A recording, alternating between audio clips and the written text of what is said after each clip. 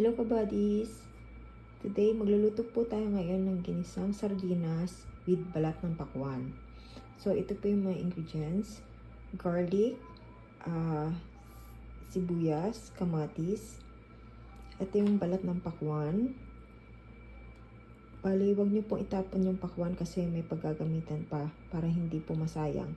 So, hiwa ko na po siya ng maliliit at manipis. At syempre, sardinas. Kahit ano pong sardinas pwede po. Mag-start na po tayo. Garlic.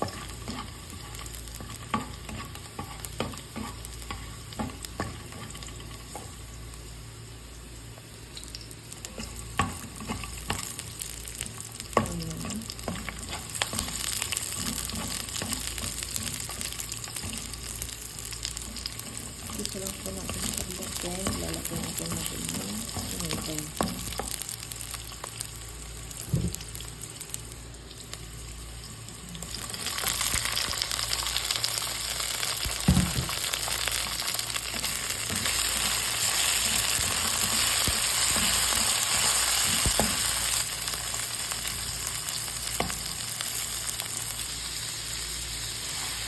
Then, bumalik ko natin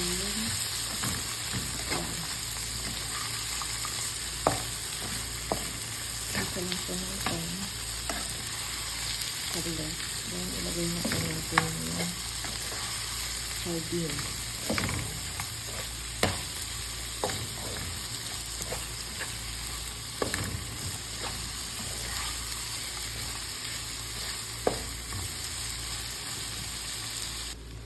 Bali, naglagay na rin po ako ng paminta, konting asin, tsaka patis po. Lagyan na po natin yung sardine.